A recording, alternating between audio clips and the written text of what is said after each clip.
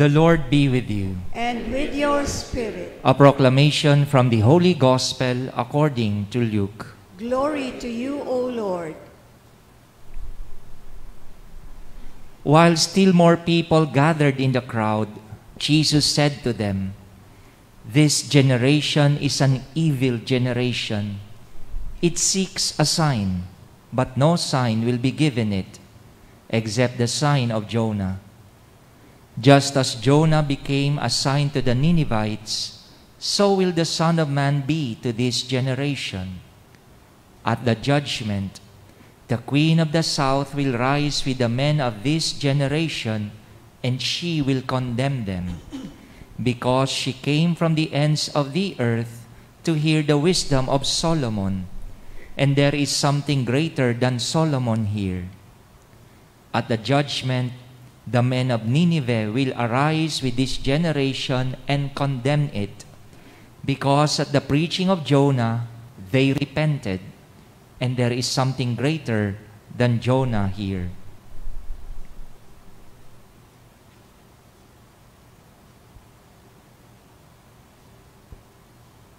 Sisters and brothers, the Gospel of the Lord. Praise to you, Lord Jesus Christ.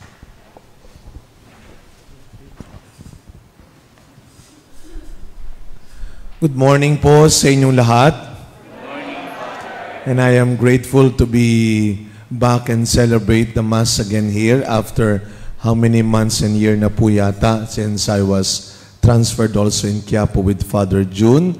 And I am thankful to my classmate, Father Marty, who also celebrated his anniversary. Therefore, magkasabay kami ng anniversary, kaya hindi ako nakapunta sa kanya. In fact, nagalit siya sa akin dahil, bakit naman sinabay may misa mo sa misa ko? No? Normally ho, when I celebrate my anniversary sa gabi or sa umaga, basta hindi kami nagkakasabay para makaka-attend kami sa isa't isa. But this time, di kami nagkasama dahil halos magkasabay. His is 6:15, mine ay 6 o'clock sa Quiapo. You know, I am grateful to this Saint Pope John Paul II, because I remember when I was a new priest, Father Jose Siquia approached me, sabi niya, "Father Hans, gusto mo bang pumunta ng Vatican?" Sabi ko, syempre po, Father. "Yes, Father, punta ka ng Rome." "O sige po, Father." Sabi ko, "Ano pong gagawin ko po doon?" "Attend ka lang ng seminar, conference." "Sige, ano pong conference, Father?" "Exorcism." "Ay, ayoko, Father." Ayoko, Father. Pag pumunta ako ng Rome, yung mamamasyal lang.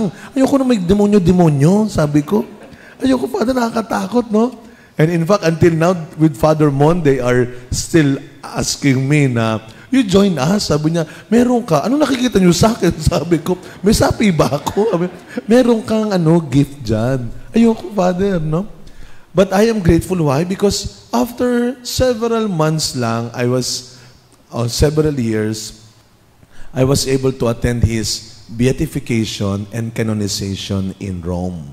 Kaya sabi ko, "Naku, salamat sa iyo.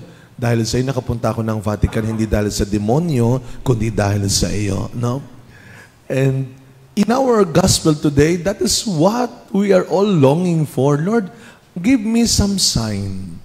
Is this your will? No? Will ba ni Lord? Sabi ko nga noon, baka naman di po para sa akin yan. Maybe that is the will of God for you, but not for me.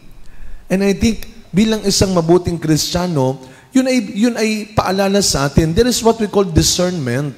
You discern, you pray, you reflect. Lord, what is your will for me? Ano ba ang iyong kalooban para sa akin? Ngayon tanong natin, Father, same ba yan ng gospel ngayon? Na, Lord, give me some sign. Ito ba ay will mo sa akin? May mga pagkakataon na madaling malaman kung ito ang kalooban o will ni Lord para sa atin. To be a parent. To be a servant of the church. To be a volunteer. To be a doctor. To be a teacher. This might be the will of God for you. Ito ang plano ng Diyos para sa iyo. Kaya hindi mo kailangan mainggit na kung ano ang meron at ano ang iba. Tinanong ko ng aking kaklase kanina, kamusta ka na? Okay naman. Sa kung anong meron tayo, sa kung anong magagawa natin. And I think yun ang isa sa kulang na sa mga tao ngayong kuminsan. It is not just about pretending what we are not, but also wanting what we should not. Yung bang lagi lang natin tinitignan yung iba, kinaiinggitan ng iba, to the point na nagagalit na tayo sa iba at sinisiraan na natin ang iba. That is not the will of God for you. Nung ako po ay ililipat dati sa minor seminary from Tayuman sa Espiritu Santo, I was visited by, of course, Father Hener Geronimo. Siya yung in charge sa amin dati sa mga pare. Sabi niya, the Cardinal wants you to be in the minor seminary. Sabi ko, parang kaka-ordain lang ho namin noon. Sabi ko, parang hindi ko pa kaya doon. Parang hindi ako bagay doon. Lalo na nung sinabi ko ano magiging role ko, prefect of discipline, ay mukhang hindi ho bagay talaga. Prefect of discipline. Kaya siguro halos 2 years lang ako doon eh. The Cardinal realized, I cannot be a prefect of discipline because I am a prefect to be disciplined. Dahil kakulitan ko rin yung mga estudyante ko. And so good thing, si Father Greg Gaston, my first spiritual director in the seminary, was here in Manila, nagbabakasyon. Sabi ko, Father, mag-spiritual direction ako. Meron ako ngayong dilemma. Ano yun?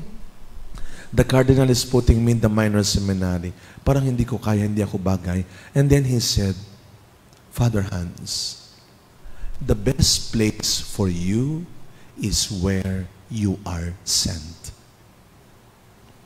The best place for you is where you are sent. Huwag kang maghanap ng magandang lugar, magaling na lugar, madaling lugar, bago ka gumawa ng mabuti at maganda. Piliin mong maging mabuti at gumawa ng maganda kahit saan ka ipadala. Papayapa ka. So now, John Paul II is also teaching us that in following the Lord, you should not only ask for the will of God, but for the ways of God. Huwag mo lang tanungin kung kalooban ba ng Diyos. Alamin mo at sundin mo ang paraan ng Diyos. As we continue this celebration, my dear friends, let us first of all thank God for the gift of Saint Pope John Paul II, a man of peace. And he said, there is no peace without forgiveness. There is no peace without forgiveness. We ask the Lord to forgive us for the many times that we did not obey His ways. Hindi lang sa hindi natin sinunod ang kalooban niya, pero hindi natin sinunod at pinagkatiwalaan ang paraan niya. May God truly show us the way and give us the courage, like John Paul II, to trust His ways.